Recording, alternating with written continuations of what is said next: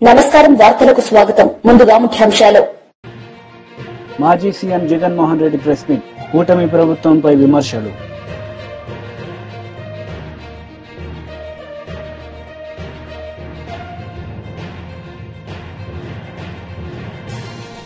మాజీ మంత్రి Harish Rao press meet CM Revanth రెడ్డిపై ఫైర్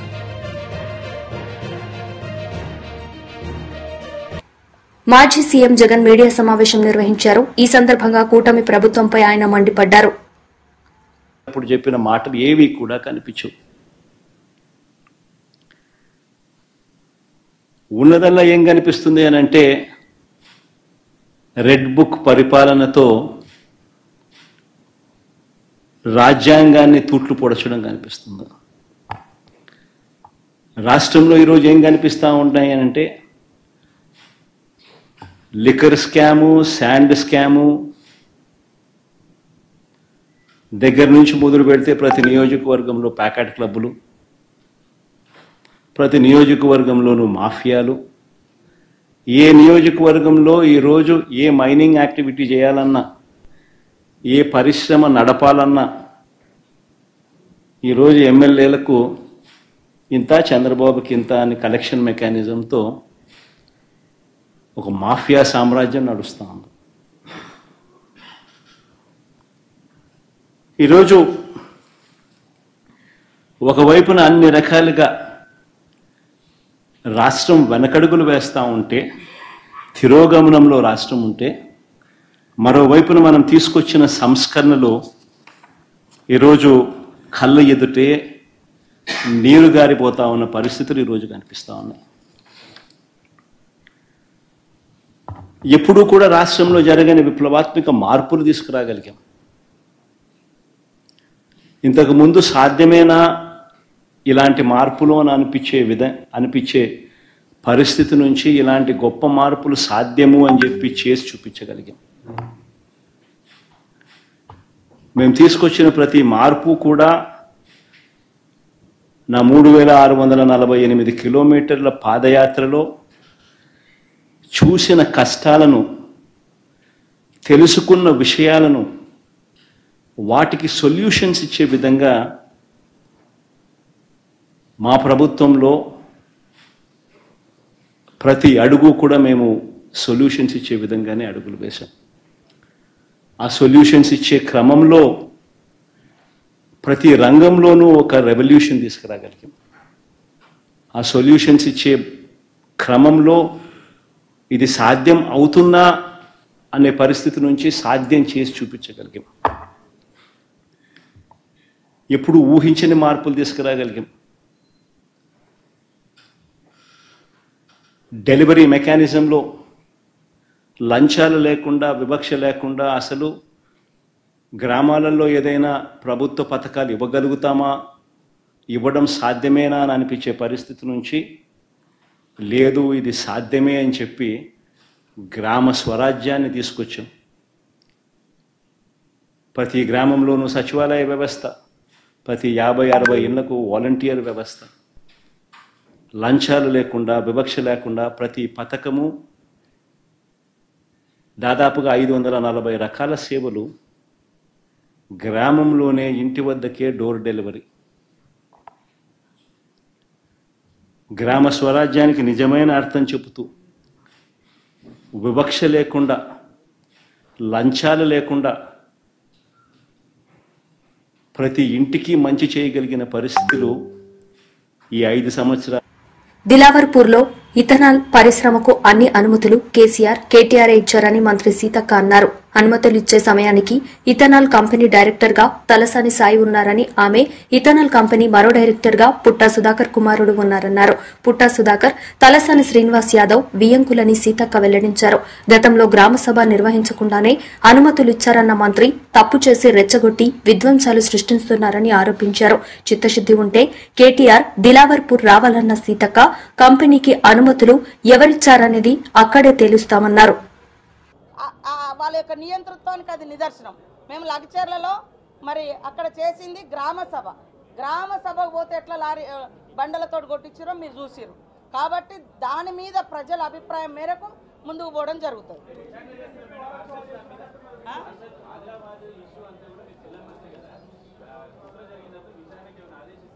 ఏదేది నిన్నటిదా విత్తనాల కంపెనీ ఫుడ్ పాయిజన్ ఆ విషయంలో నేను అనలేదు. నిరంతరం జరిగే వాటి వెనుక కొన్ని మాకు డౌట్స్ ఉన్నాయి. వాటి అన్నింటినీ కూడా కులంకుషంగా ఎంక్వైరీ చేస్తాం, విచారణలు కూడా సాగిస్తాం, రిపోర్ట్స్ అన్ని కూడా తెప్పించుకుంటా ఉన్నాం. వాళ్ళు ఏం చేసిర్రు మేము చేసినాం. రైతులకు 18,000 కోట్ల రుణమాఫీ చేసినాము. సన్న ఓట్లకు ఇప్పుడు 500 ఇస్తున్నాము. మహిళలకు అందరికీ ఫ్రీ బస్ ఇస్తున్నాము. 200 యూనిట్ల కరెంట్ ఇచ్చినాము.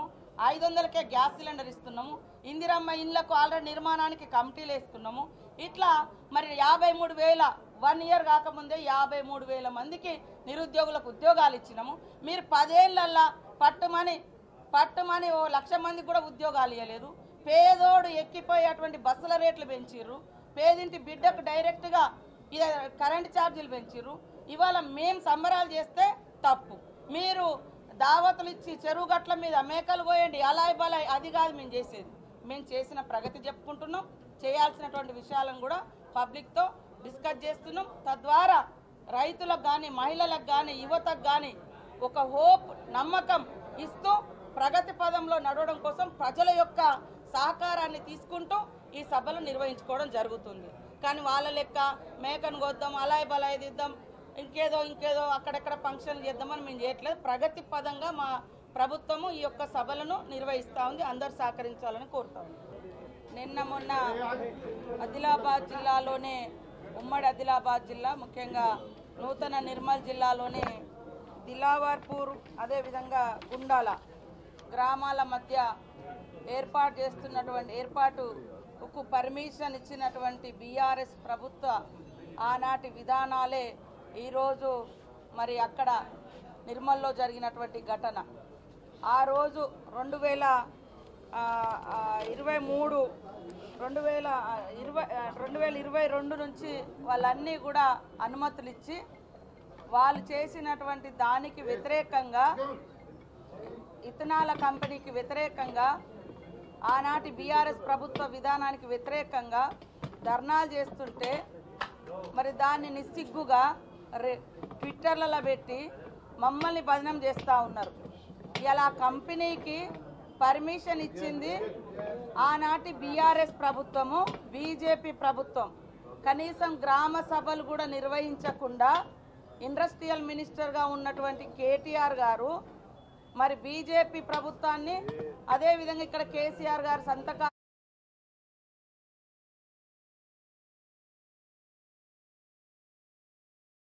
కానీ అన్నిటిని కూడా సమన్వయం చేసి సంపూర్ణమైనటువంటి పర్మిషన్ ఇప్పించింది కేటీఆర్ గారు. కేసీఆర్ గారు సంతకం కూడా ఉంది. కానీ ఈరోజు నిస్సిగ్గుగా మమ్మల్ని బదనం చేస్తూ ఉన్నారు. కేటీఆర్ నువ్వు ఎక్కడెక్కడో తిరుగుడెందుకు, నువ్వు ఇచ్చిన పర్మిషన్ నిన్న వాళ్ళు ఆందోళన వ్యక్తం చేశారు కదా, అక్కడికి పోదాంపా, ఎవరిచ్చిరు ఏంది అని. అదే కాకుండా ఆ కంపెనీ ఓనర్స్ డైరెక్టర్గా అందులో తలసాని సాయి కిరణ్ కూడా ఉన్నాడు. ఈ పర్మిషన్లు వచ్చే నాటికి తలసాని సాయి కిరణ్ ఆయన నెంబరు అదంతా కూడా ఇందులో ఉన్నాయి. దాదాపుగా మరి 10 మంది డైరెక్టర్లతో ఉన్నది.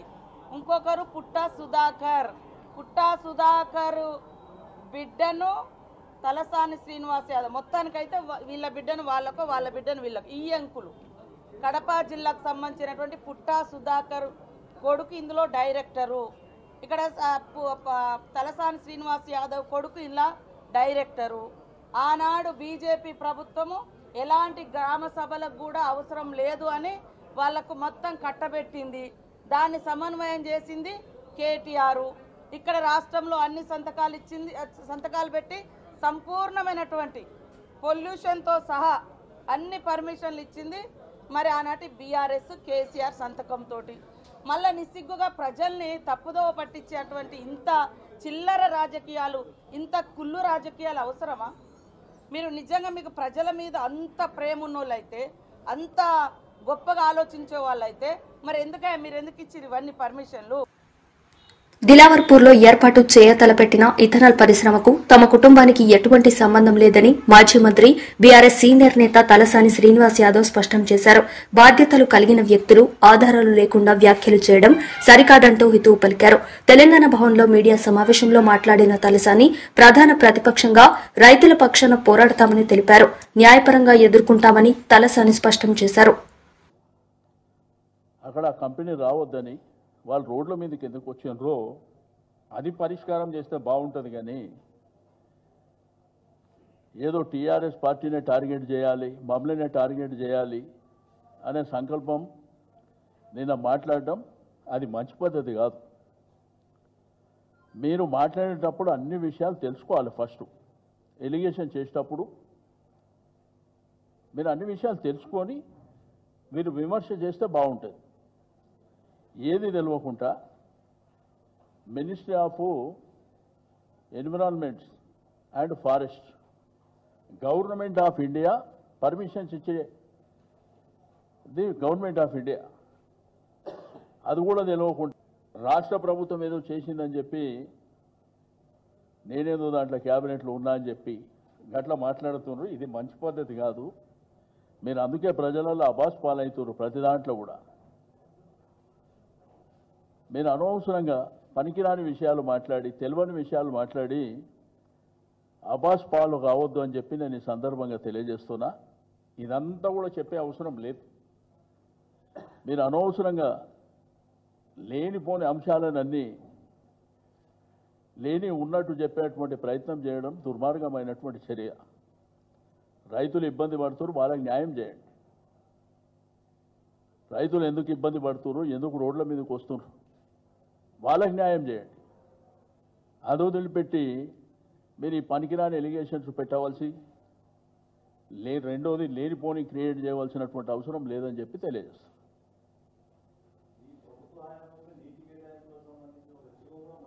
నేనేమంటే దాని డెప్త్కి వెళ్తే నేను అప్పుడు ఆ కన్సల్ట్ మినిస్టర్ కాదు. ఒకటి నేను డెప్త్కి వెళ్తే చాలా సబ్జెక్టు చెప్తా. ఇప్పుడు ఆ రోజుల్లో సింగిల్ విండో అని పెట్టింది గవర్నమెంట్. పర్మిషన్ ఇచ్చేదేమో గవర్నమెంట్ ఆఫ్ ఇండియా, ఇక్కడనేమో సింగిల్ విండో పెట్టారు. ఆ అప్రూవల్ అనేది సింగిల్ విండోలో పోతాయి. అది తెలుసుకుంటే మంచిగా ఉంటుంది. ఇక నాకు సంబంధం లేదు, ఇంకా నేను డెప్త్కి వెళ్ళి ఇంకా డీటెయిల్గా చెప్పవలసిన అవసరం లేదని నేను అది వదిలేస్తున్నా.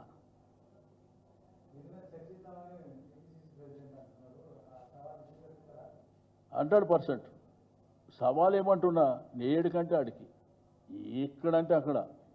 నేనేమంటున్నా, ఒకవేళ నిజంగా సంబంధం ఉంటే నేను రాసిచ్చేస్తా అంటున్నా కదా. మీరు డాక్యుమెంట్ ఏమన్నా రెడీ ఉంటే తెచ్చుకోండి, రాసిచ్చేస్తా అని చెప్తున్నా. దాంట్లో ఎనికి తగ్గేది ఏం లేదు. నేనేమంటా, మీరు ఎప్పుడన్నా కానీ విమర్శలు చేసేటప్పుడు అథెంటిక్గా చేయండి. ఏది పడితే అది మాట్లాడకండి. ఎందుకంటే మీరు బాధ్యత గల వ్యక్తులు, అబాస్ పాలు కావద్దనే. మీకు రెండోది నేను వాళ్ళు చెప్పవలసిన అవసరం లేదు. మీరు గూగుల్లోకి వెళ్తే టోటల్ ఇన్ఫర్మేషన్ మీకు నేను దాంట్లోకేం తీసేదే ఇప్పుడు మీకు ఇచ్చినాయి.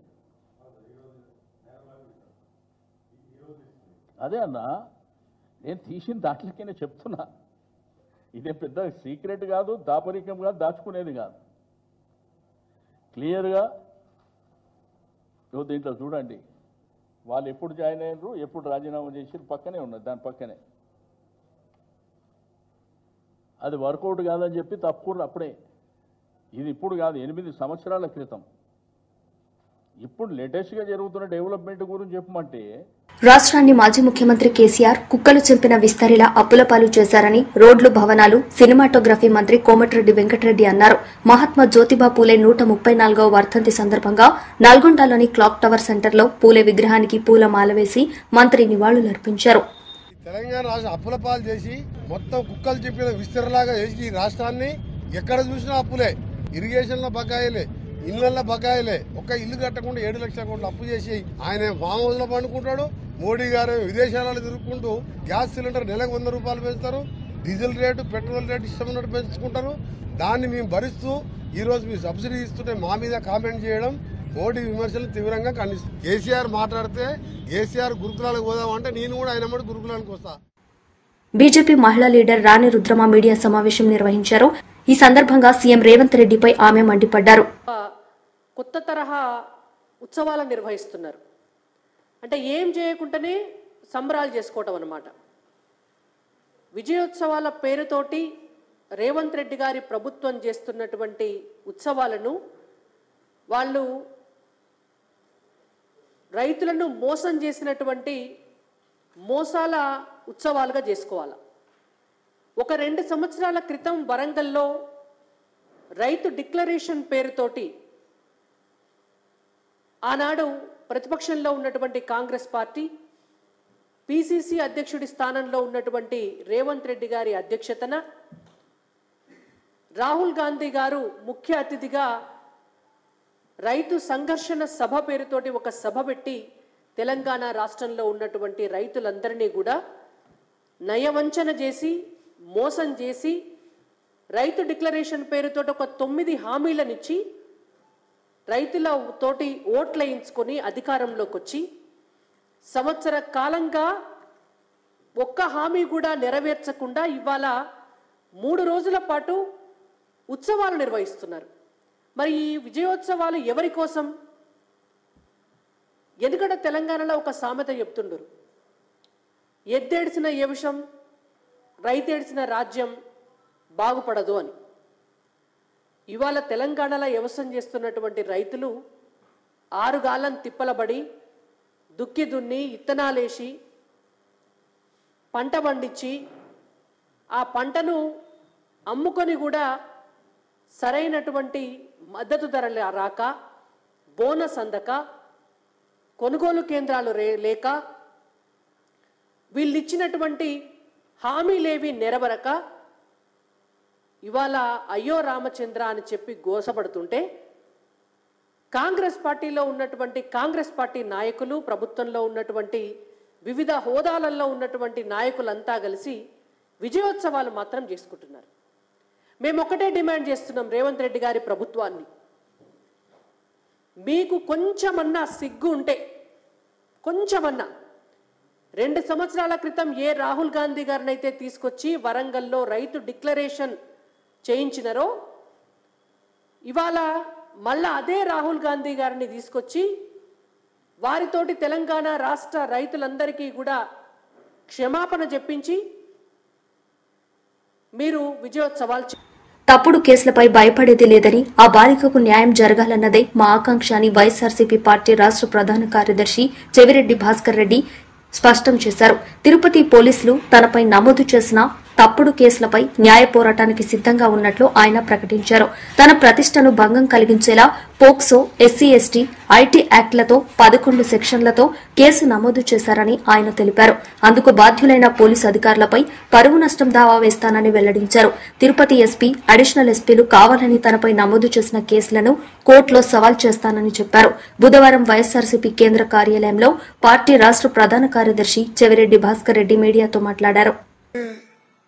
ఏంది ఎందుకు పోక్సో కేసు పెట్టారు, ఏం చేశారని ఒక ఆలోచన, ఒక బురద జల్లి కడుక్కోమని చెప్పేటటువంటి ప్రయత్నంలో వాళ్ళు నిజంగా కూడా ఈ కార్యక్రమం చేపట్టారని తెలియజేస్తున్నా. కానీ వాస్తవాన్ని అయితే ప్రజలకు చెప్పాల్సిన బాధ్యత నా పైన కూడా ఉంది. ఆ రోజు జరిగినటువంటి సంఘటన మీకు ఒక్కటే మీ ద్వారా తెలియజేస్తా ప్రజలకు కూడా. ఆ రోజు సాయంత్రం 6:30 కాడ అనుకుంటా, 7 గంటల కాడ, ఐ థింక్ 7 o'clock కాడ, 6:30-7 మధ్యలో వాళ్ళ ఫాదర్ ఫోన్ చేశారు. ఇట్లా నా బిడ్డకి ఇలా జరిగింది, నా బిడ్డ ఇలా ఎల్లమంది ఆసుపత్రిలో ఉంది అని తను చెప్పినప్పుడు ఎక్కడో 80 కిలోమీటర్లు ఉన్న ప్రాంతానికి, తలకోన దగ్గరది ఉన్న ప్రాంతానికి హుటాహుటిన 7 గంటలకంత 7:15 బయలుదేరి అడావుడిగా వెళితే ఆ బిడ్డకు వైద్యం ఇవ్వాల్సిన రూమ్లో డాక్టర్లను బయట పెట్టి పోలీస్ సిబ్బంది విచారిస్తున్నారు. నేను ఆ రోజు అడిగా, డాక్టర్లు నర్సులు ఉండాల్సిన దగ్గర మీరెందుకున్నారు? ఆ బిడ్డకు అందించాల్సిన వైద్యం కదా, ఏం చేస్తున్నారు మీరని గట్టిగా మాట్లాడడం జరిగింది. ఆ తర్వాత వాళ్ళ నర్సులు కూడా రావడం జరిగింది. అందరం కూడా బయటకు వచ్చేయడం జరిగింది. బయటకు వచ్చిన తర్వాత వాళ్ళ ఫాదరు చాలా కోపంగా ఉన్నాడు. అది ఎవరికైనా, మీకైనా నాకైనా ఉండే కోపమే. తన బిడ్డ పైన ఒకటి సంఘటన జరిగినప్పుడు ప్రతి తండ్రి కూడా ఆవేశం తట్టుకోలేడు. ఆ తట్టుకోకుండా బయటకు వచ్చిన తర్వాత తను మాట్లాడిన మాటలు కూడా ఒకసారి మీరు వినండి. ఇట్లా పాడతాను బాలికపై అత్యాచారం అని రాశారు. మేమైతే స్టేట్మెంటే ఇవ్వాల. ఈనాడులో స్థానిక మదిపల్లి చెందిన విద్యార్థి స్థానం జిల్లా పరిషత్ 10వ తరగతి సోమవారం సాయంత్రం వదిలి వెళ్ళంటే నడుచుకుంటూ వస్తున్న ముసుగు ధరించి ఉన్న వ్యక్తులు అటకాయించారు.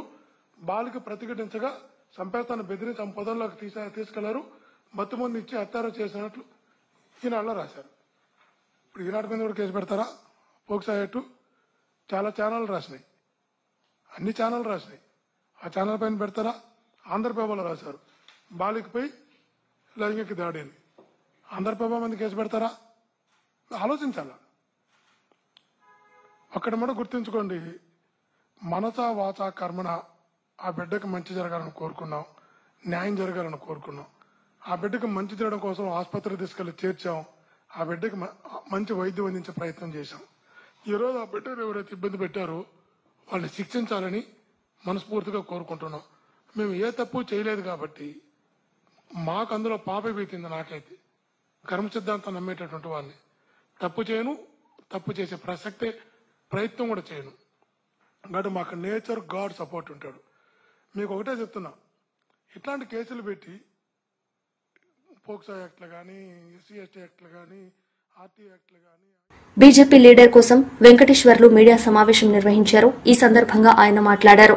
కానీ తెల్లారే మళ్ళీ వనపర్తికి ట్రాన్స్ఫర్ చేసి తెల్లారి మళ్ళా మన నారాయణపేట జిల్లాకే ట్రాన్స్ఫర్ చేశారు. వనపర్తి నుంచి ఒకటి రోజు కూడా వనపర్తిలో చేయకుండా మళ్ళీ అతన్నే నారాయణపేటకు డిఈఓగా మళ్ళీ తీసుకొచ్చింది. దీని అర్థం ఏంది? సదరు డిఈఓ ఎవరైతున్నారో అఫ్జల్ గని కరప్షన్ కేసుల కింద ఏసీబీ కింద కేసులు బుక్ అయినాయి. ఆయనను తీసుకొచ్చి మళ్ళీ వనపర్తికి ట్రాన్స్ఫర్ చేస్తున్నాను, మళ్ళీ వెంటనే నారాయణపేటకు. దీంట్లో ఉన్న మతలబ్ ఏంది? నీ సొంత జిల్లాలో ఎడ్యుకేషన్ డిపార్ట్మెంట్లో ఏం జరుగుతుందో రేవంత్ రెడ్డి గారికి తెలియదా? అవినీతి అధికారులకు ఎందుకు నువ్వు ఒత్తాసు బలికి ఈ రకంగా చేస్తున్నావు? మళ్ళీ ఈరోజు సీతక్క ఏం మాట్లాడుతున్నది? అధికారులు కూడా కొంతమంది సహకరిస్తున్నారేమని. అధికారులకు మీరు ఇస్తున్న చులకన కారణంగానే ఇవాళ ఈ రకమైనటువంటి దౌర్భాగ్యమైనటువంటి పరిస్థితులు మనకు కనపడతా ఉన్నాయి. తర్వాత విద్యా కమిషన్ సోకాళ్ళు పెద్ద మనుషులు ప్రొఫెసర్లు ఇలా గవర్నమెంట్లో పెత్తనం చేస్తున్న వాళ్ళు విద్యావేత్తలుగా సెల్ఫ్ డిక్లేర్డ్ విద్యావేత్తలు ఆకునూరు మురళి, కోదండరాం ప్రొఫెసర్, పిఎల్ విశ్వేశ్వరరావు ఎందుకు స్పందిస్తలేరు? ఈ విద్యా వ్యవస్థ మీద ఆగమైపోతుంటే, చిన్నపిల్లలు చనిపోతూ ఉంటే, ఆసుపత్రుల పాల్పడతా ఉంటే ఎందుకు స్పందిస్తలేరు? పెద్ద పెద్ద లెక్చర్స్ ఇస్తుంటారు కదా, ఉపన్యాసాలు ఇస్తుంటారు కదా, మీ మానవ హక్కులు ఎటుపోయినాయి? మీ బాల హక్కులు ఎటుపోయినాయి? కనీసం హాస్టల్స్ని సందర్శించేటువంటి తీరిక కూడా దొరుకుతలేదా? గొప్ప గొప్ప మాటలు మాట్లాడి అధికారం కుర్చీలు రాగానే తాబేదారులుగా ఎందుకు మారిపోయారని చెప్పేసి మేము అడగదలుచుకున్నాం. ఈ రకంగా ఈరోజు సంక్షేమ హాస్టల్స్ అన్నీ కూడా సంక్షోభ హాస్టల్స్గా మారిపోయినాయి. సంక్షేమం లేదు, మొత్తం సంక్షోభమే ఈ ప్రభుత్వం వచ్చిన తర్వాత. అంతకుముందుకున్నటువంటి ప్రభుత్వం కేసీఆర్ గారు మూసీ ప్రాజెక్టుపై రాష్ట్ర ప్రభుత్వం వాస్తవాలు దాచిపెడుతుందని మాజీ మంత్రి హరీష్ రావు ఆరోపించారు. తెలంగాణ భవన్లో మీడియాతో మాట్లాడిన హరీష్ రావు మూసీ అంశంలో పార్లమెంట్ను రాష్ట్ర ప్రభుత్వం తప్పుదోవ పట్టించారని ఆగ్రహం వ్యక్తం చేశారు. 2013 భూసేకరణ చట్టాన్ని అమలు చేస్తున్నట్టు పార్లమెంటుకు చెప్పి కేసీఆర్ కట్టిన 2 పడకల ఇళ్లలోకి నెట్టివేశారని ధ్వజమెత్తారు. మూసీ బాధితులకు న్యాయం జరిగేలా అసెంబ్లీలో పోరాడతామని హరీష్ రావు స్పష్టం చేశారు. ఏదైనా ఒక ప్రాజెక్ట్ చేపట్టినప్పుడు ఫస్ట్ ఐడెంటిఫికేషన్ ఆఫ్ బెనిఫిషరీస్, ఎవరైతే నష్టపోతున్నటువంటి కుటుంబాలు ఉన్నాయో వారిని గుర్తించాలి, వారందరినీ కూడా గుర్తించాలి. 2013 భూసేకరణ చట్టం ఇంకో మాట ఏం చెప్తుందంటే, అది పట్టా భూమి అయినా ప్రభుత్వ భూమి అయినా, అది అసైన్డ్ భూమి అయినా, అది ఎంక్రోచర్స్ ఉన్నా, మీరు అక్కడ బతుకుతే చాలు, అక్కడ ఉపాధి పొందితే చాలు, అందరికీ సమానమైన హక్కులుంటాయి అని భూసేకరణ చట్టం చెప్పింది. అది ఎంక్రోచర్ అయినా, అసైనీ అయినా, లేదు ప్రభుత్వ భూమిలో ఉన్న, పట్టా భూమిలో ఉన్న అందరికీ సమానమైన చట్టాలు ఉంటాయనేది ఈ చట్టం చెప్తుంది. అయితే ఏం చేయాలి వీళ్ళు? ఫస్ట్ వాళ్ళను ఎన్యూమరేషన్ జరగాలి. ఎన్యూమరేషన్ జరిగి పిఎన్ నోటిఫికేషన్ 60 రోజుల టైం ఇస్తూ ప్రముఖ దినపత్రికల్లో నోటిఫికేషన్ ఇవ్వాలి. ఫ్యామిలీ వైజ్ నోటిఫికేషన్ ఇవ్వాలి. 60 రోజులు నోటిఫికేషన్ ఇచ్చి 60 రోజుల్లో అబ్జెక్షన్స్ కాల్ఫర్ చేస్తారు. ఆ వచ్చిన అబ్జెక్షన్స్ అన్ని కూడా పరిగణలోకి తీసుకొని ఆ భూసేకరణ అధికారి దెన్ వాటన్నిటిని కూడా సార్ట్అవుట్ చేసి మరొక 30 రోజుల సమయాన్ని ఇస్తూ పీడీ నోటిఫికేషన్ ఇవ్వాలి. సో పిఎన్, పీడీ 2 నోటిఫికేషన్లు అయిపోయిన తర్వాత అన్ని అబ్జెక్షన్స్ను వాళ్ళకున్న అనుమానాలను నివృత్తి చేసి అబ్జెక్షన్స్ అన్ని కూడా సార్ట్అవుట్ చేసిన తర్వాత then they have to start the process. కానీ ఇక్కడ అసలు పిఎన్ వచ్చిందా? అసలు బెనిఫిషియరీ నోటిఫికేషన్ అయిందా? అసలు డిపిఆర్ వచ్చిందా? డిపిఆర్ లేదు, బెనిఫిషరీని గుర్తించలేదు, ఎన్యూమరేషన్ జరగలేదు, పిఎన్ నోటిఫికేషన్ రాలేదు, పీడీ రాలేదు, పేదల ఇండ్లు కూలగొట్టేసిండ్రు, తీసుకుపోయి డబుల్ బెడ్రూమ్లో వాడేసిండ్రు. వాస్తవానికి చట్టం ఏం చెప్తుంది? ఇది గతం మన రాష్ట్రంలో మేము అమలు చేశాం. కేసీఆర్ గారి నాయకత్వంలో మల్లన్న సాగర్లో కావచ్చు, కొండపోచమ్మ సాగర్లో కావచ్చు, పాలమూరు ఎత్తిపోతల పథకంలో కావచ్చు, సీతారామాలో కావచ్చు, అనేక ప్రాజెక్టులలో మన రాష్ట్రంలో అమలు చేసి ఉన్నాం. ఏం చేయాల్సి ఉంటుంది ఈ చట్ట ప్రకారంగా? First PN, take the objections and sort it out, then go for PD, take the objections and sort it out. PN, PD అయిన తర్వాత వాళ్ళు ఉంటున్నటువంటి స్ట్రక్చర్, అది గుడిసెనా, గూనె పెంకల ఇల్లా, అది పక్కా ఇల్లా, ఏదైనా కూడా ఆ ఇంటికి R&B లేదా అధికారులు వెళ్ళి ఆ పాత ఇంటికి ఎంత వాల్యూ ఉంటుందో వాల్యుయేషన్ చేస్తారు. వాల్యుయేషన్ చేసి డిప్రిషియేషన్ కూడా, ఒకవేళ పాత స్ట్రక్చర్ అయితే డిప్రిషియేషన్ తీసేసి దాని నెట్ వాల్యూకు రెండంతల డబ్బును ఆ ఇంటి యజమానికి ఇవ్వాలి. ఇది జరిగిందా మన దగ్గర? నో. పాత ఇంటికి ఇంజనీర్లు ఎస్టిమేట్ చేసి డిప్రిషియేషన్ తీసేసి నెట్ వాల్యూ మీద రెండంతల డబ్బు ఆ ఇంటి యజమానికి ఇవ్వాలి. This is number 1. Number 2, wage loss, అంటే వాళ్ళు ఉపాధి కోల్పోతారు. నిజంగా మూసీలో వార్తలు ముగించే ముందు ముఖ్యాంశాలు మరోసారి. మాజీ CM Jaganmohan Reddy press meet, కూటమి ప్రభుత్వంపై విమర్శలు.